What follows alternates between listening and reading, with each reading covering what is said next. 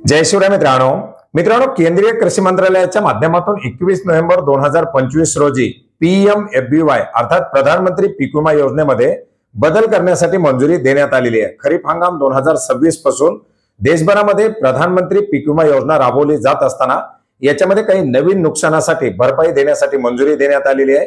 याचबरोबर शेतकऱ्यांना अशा प्रकारे नुकसान झाल्यास त्याची नुकसान भरपाई घेण्यासाठी दावा दाखल करण्याची सुद्धा याच्या माध्यमातून तरतूद करण्यात आलेली आहे। आणि याच अनुषंगाने केंद्रीय कृषी मंत्रालयाच्या माध्यमातून सुद्धा शेतकऱ्यांना ही एक खुशखबर दिलेली आहे। त्याच्या संदर्भातील त्यांनी माहिती देखील देण्यात आलेली आहे। आणि याच अनुषंगाने बऱ्याच साऱ्या शेतकऱ्यांमध्ये पुन्हा एकदा प्रधानमंत्री पीक विमा योजनेबद्दल आकर्षण निर्माण झालेले आहे। मित्रांनो, साहजिकच शेतकऱ्यांसाठी अतिशय महत्त्वाची अशी योजना म्हणजे प्रधानमंत्री पीक विमा योजना। कारण शेतकऱ्यांचं जर नुकसान झालं तर त्या नुकसानाची भरपाई देण्याची तरतूद या योजनेअंतर्गत आहे।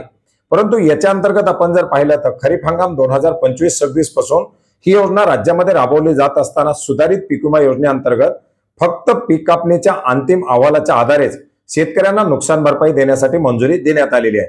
या अनुषंगाने पीक कापणीच्या प्रयोगाच्या आधारे झालेलं उत्पादन आणि याचबरोबर जे काही सॅटेलाइटच्या माध्यमातून जे काही तंत्रज्ञानाच्या आधारे जे काही काढलं जाणार उत्पादन, या दोन्हीची सांगड घालून शेतकऱ्यांचं नुकसान ठरवलं जाणार आहे। आणि खरीप हंगाम 2025-26 असेल किंवा रबी हंगाम 2025-26 असेल, या दोन्ही हंगामासाठी ही योजना राबवण्यात आलेली आहे। साहजिकच याच्यामुळे शेतकऱ्यांना मध्यावधी झालेलं जे काही नुकसान असेल त्या कुठल्याही नुकसानाची भरपाई शेतकऱ्यांना दिली जाणार नाही। आता रबी हंगामाच्या पीक विमा योजनेचे अर्ज भरत असताना अशा प्रकारे बातमी आल्यामुळे पुन्हा एकदा शेतकऱ्यांना वाटायला लागलेले की रबी हंगामामध्ये सुद्धा अशा प्रकारे नुकसान झालं तर त्याच्या अंतर्गत आपल्याला नुकसान भरपाई मिळणार आहे।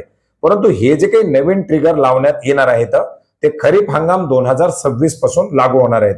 आता याच्यामध्ये ट्रिगर कोणते लावण्यात आलेले आहेत आपण यापूर्वी सुद्धा माहिती घेतलेली आहे की जर समजा वन्य प्राण्यापासून हत्ती असेल किंवा माकडा असतील किंवा हरिण असतील किंवा नीलगाय असतील किंवा वेगवेगळे बरेच सारे वन्य प्राणी असतील, याच्यामुळे जर पिकांचं नुकसान झालं तर अशा पिकाच्या नुकसानासाठी 72 तासामध्ये त्या शेतकऱ्यांना आपल्या पीक नुकसानीचा दावा दाखल करण्याची तरतूद करण्यात आलेली आहे।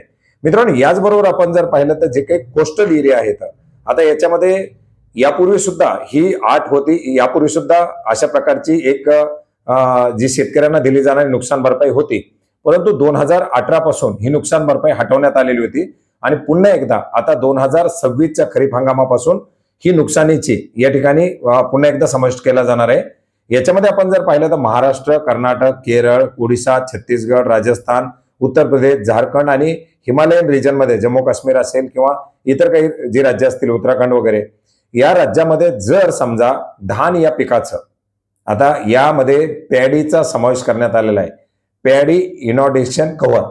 आता याच्यामध्ये जर धान या पिकाचं अतिवृष्टीमुळे जलभरावामुळे जर नुकसान झालं तर त्याच्या अंतर्गत शेतकऱ्यांना आपल्या नुकसानीसाठी 72 तासामध्ये तक्रार देण्याची तरतूद करण्यात आलेली आहे।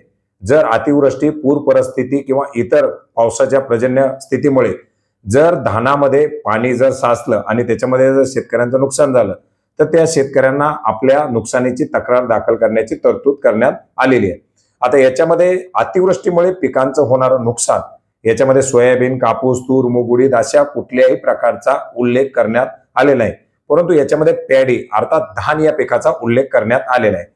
आता याच्या संदर्भातील गाईडलाईन्स निर्गमित केल्या जात असताना जर महाराष्ट्र राज्य शासनाच्या माध्यमातून जर इतर महत्वाची पिकं जर ऍड केली तर त्या पिकांना कव्हर दिला जाऊ शकतो, परंतु ते जून 2026 मध्येच कळेल आणि ती जी काही तरतूद लागू केली जाईल, ते जे काही बदल लागू केले जातील ते जून 2026 मध्ये लागू केले जातील। आता ते लागू करत असताना जर राज्य शासनाने यावर्षी सारखीच आणखी सुधारित, बुधारित किंवा इतर काही पीक विमा योजना लागू केली तर त्याचाही अर्थार्थी राज्यातील शेतकऱ्यांना लाभ होणार नाही। त्याच्यामुळे राज्य शासन याच्या अंतर्गत काय पावलं उचलतंय की केंद्र सरकारची आहे तशीच योजना लागू करतंय, ते देखील त्यावेळेस पाहण्यासारखं असणार आहे। परंतु तुर्तास आता तरी धान या पिकाचा अतिवृष्टीमुळे होणारं नुकसान आणि वन्य प्राण्यामुळे पिकांचं होणारं नुकसान, या दोन बाबी याच्या अंतर्गत समावेश करण्यात आलेल्या आहेत आणि त्या सुद्धा खरीप 2026 पासून लागू होणार आहेत।